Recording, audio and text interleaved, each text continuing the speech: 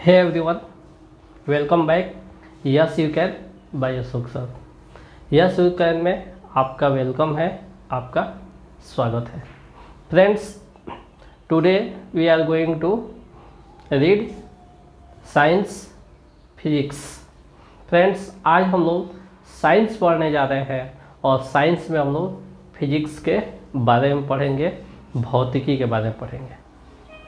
विशेष रूप से एक 10th क्लास का बिहार बोर्ड का एक क्लास चल रहा है, तो जितने स्टूडेंट्स बिहार बोर्ड में एग्ज़ाम्स देने वाले हैं वे लोग रेडी हो जाए, तैयार हो जाए, अलर्ट हो जाए, क्योंकि उनके लिए बहुत ही इम्पोर्टेंट क्वेश्चन हम लेकर आए हैं, जिसे आप देखेंगे।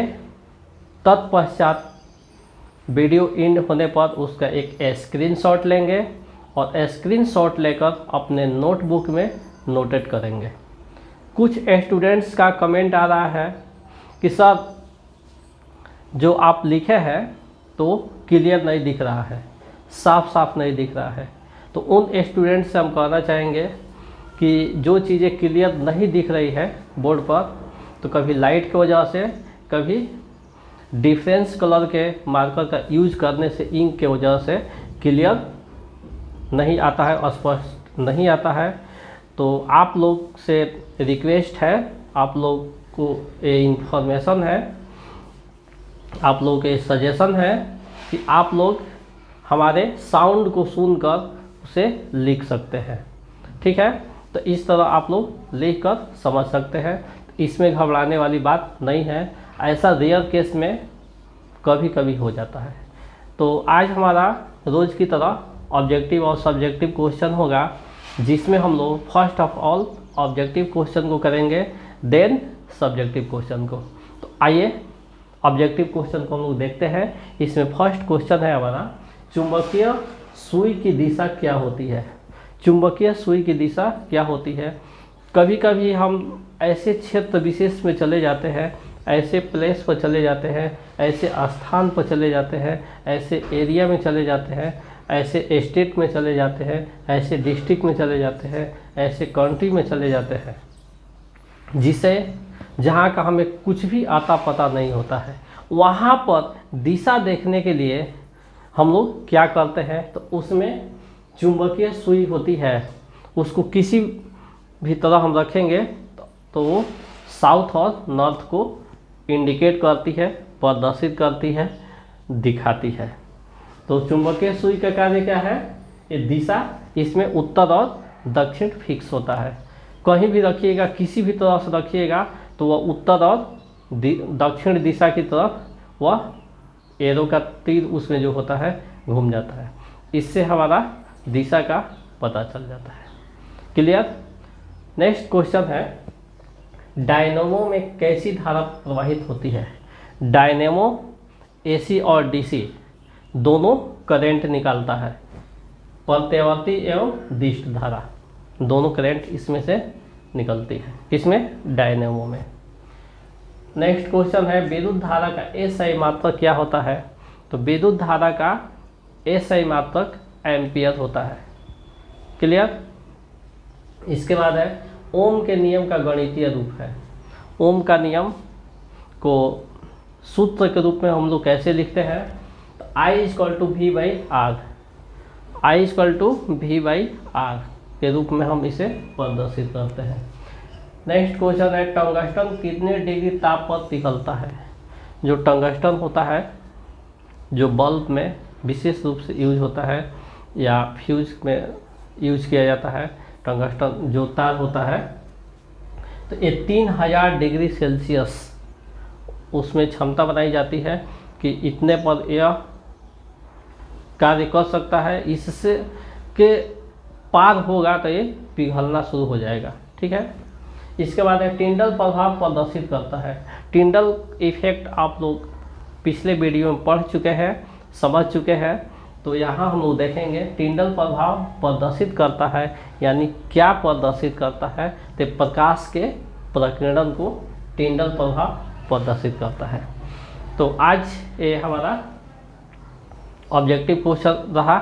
इसके बाद हम लोग सब्जेक्टिव क्वेश्चन को देखते हैं, जिसमें फर्स्ट क्वेश्चन है हमारा विद्युत धारा, इलेक्ट्रिक करंट क्या है। आइए देखते हैं। किसी चालक में विद्युत आवेश प्रवाह की समय दर को विद्युत धारा कहते हैं। किसी चालक में, चालक आप लोग पढ़े हैं, जिनसे विद्युत धारा आसानी से एक सिरे से दूसरे सिरे तक प्रवाहित हो सके, उसे हम लोग इलेक्ट्रिक करंट या विद्युत धारा कहते हैं। तो उसी चालक में विद्युत आवेश का जो प्रवाह होता है, उसी समय दर को हम लोग इलेक्ट्रिक करंट या विद्युत धारा कहते हैं। इसे आई द्वारा दिखाया जाता है। इसका डिनोट किससे किया जाता है? आई द्वारा। इसके बाद है मानव नेत्र और कैमरा में डिफरेंस। मानव नेत्र और कैमरा में क्या अंतर है? तो फर्स्ट अंतर है इसका, मानव नेत्र में इसमें बना प्रतिबिंब अस्थायी होता है। हम जो चीज़ें अपनी आँखों से देखते हैं, इसमें प्रतिबिंब बनता है, उसका फोटो बनता है, यह अस्थायी होता है। अभी इस चीज़ को देखें, सेकेंडों में दूसरे चीज़ की तरफ हम देख लिए, इस तरह इधर उधर हम देखते रहते हैं। तो इसमें जो प्रतिबिंब बनता है, फोटो बनता है, यह अस्थायी होता है। लेकिन कैमरा में क्या होता है, जो इमेज बन जाता है वो अस्थायी होता है। ठीक है। इसके बाद है सेकेंड, इसकी फोकस दूरी चेंज हो सकती है। आँख की जो फोकस दूरी है चेंज हो सकती है, लेकिन कैमरा की फोकस दूरी फिक्सेड होती है, एकदम फिक्स होती है, एकदम नियत होती है, इतना पर उसको सेट कर दिया जाता है। थर्ड है मानव नेत्र गोलाकार होता है, राउंड में होता है, और कैमरा चौकोर होता है, कैमरा चौरस होता है। मानव नेत्र गोल होता है इसका कार्निया, और वो उसका प्लेट जो बनाया जाता है चौकोर बनाया जाता है। किसका? कैमरा का। इसके बाद है मानव नेत्र सजीव होता है, लिविंग होता है, और कैमरा नॉन लिविंग होता है, निर्जीव होता है। तो इस प्रकार से इस वीडियो को आप लोग 2 बार 3 बार देखिए, समझिए। अगर कोई तकल्लुफ़ हो तो आप लोग कमेंट में दे सकते हैं। और इसको मुझे आशा ही नहीं बल्कि पूर्ण विश्वास है कि 2-3 बार आप इस वीडियो को देखेंगे तो आपका टोटली कन्फ्यूजन दूर हो जाएगा, आपका कॉन्सेप्ट क्लियर हो जाएगा। तो यदि आप हमारे चैनल पर नए आए हैं तो सब्सक्राइब बटन नीचे रेड कलर में जो लिखा है उसको प्रेस करके बेल आइकन को भी प्रेस कर लीजिए, ताकि हर नोटिफिकेशन आपको टाइम पर मिलता रहे। इसके साथ ही आज का क्लास ओवर होता है। हम लोग मिलते हैं नेक्स्ट क्लास में। That's all.